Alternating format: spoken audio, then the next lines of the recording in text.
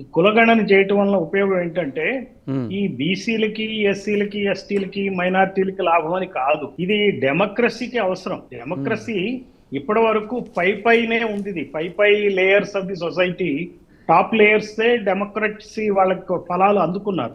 అంటే ఈ ఏవైతే ఆధిపత్య కులాలు ఉన్నాయో వాళ్ళకి డెమోక్రసీ ఫలాలన్నీ అందినాయి. వాళ్ళే ప్రైమ్ మినిస్టర్లు అవుతారు, వాళ్ళే చీఫ్ మినిస్టర్లు అవుతారు.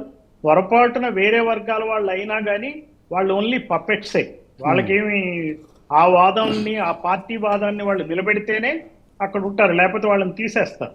అందువల్ల ఏంటంటే డెమోక్రసీ అట్టడుగు స్థాయి వాళ్ళకి అందాలి. అంటే అందకపోతే డెమోక్రసీ కాదు. అది ఒకటి. కాదు.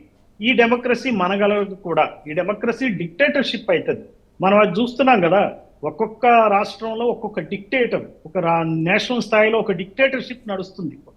అప్రకటిత ఎమర్జెన్సీలు నడుస్తున్నాయి. ఇటువంటి సంఘాలను కానీ లేకపోతే ఎవరైతే ప్రశ్నిస్తారో వాళ్ళ గొంతుల్ని నొక్కేస్తున్నారు. సార్. ఈ నొక్కే కార్యక్రమంలోనే మనం విప్లవాన్ని చూసాం. ఆంధ్రప్రదేశ్లో 164 సీట్లు వచ్చినాయి అంటే ఉమ్, ఈ గొంతు నొక్కే కార్యక్రమాన్ని ప్రజలు నిరసించారని అర్థం. ఎస్. అంతేగాని వీళ్ళందరూ అభివృద్ధి, సంక్షేమం అనుకుంటున్నారు కాదు. వాళ్ళు మనిషిగా మనగలగటం కోసం, ఒక స్వేచ్ఛాయుతమైన పౌరుడిగా మనగలగాలి అని చెప్పి. అంతేగాని ప్రజలంటే బెగ్గర్స్ కాదు ఉచితాలు ఇవ్వటానికి.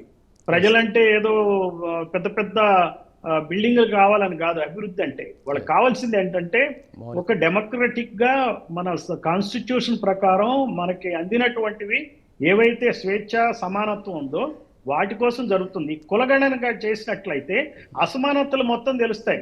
ఆర్థిక అసమానతలు తెలుస్తాయి, రాజకీయ అసమానతలు తెలుస్తాయి, విద్యాపరమైన అసమానతలు తెలుస్తాయి. మరి డెమోక్రసీ అంటే మనం పెట్టుకున్న కాన్స్టిట్యూషన్ ఎందుకు? అసమానతలను తొలగించడానికి కదా. Yes. అంతేగాని అసమానతలే ఉంచి పై ఉన్నవాడే రాజ్యం వెళ్ళటానికి కాదు కదా. అందువల్ల ఈ కులగణన అనేది బేసిక్ థింగ్. వేల కోట్లు ఖర్చు పెట్టి గెలిచి మేము గొప్పగా గెలిచామనుకుంటున్నారు. ఇది చాలా శోచనీయమైన విషయం. Sir. ఈ లెక్కలన్నీ తేల్చాలంటే ప్రజాస్వామ్యం కావాలి అని అనుకుంటే ఈ కులగణన చెయ్యాలి. కుల సంఘాలు ఆ వైపు నడవాలి. సార్.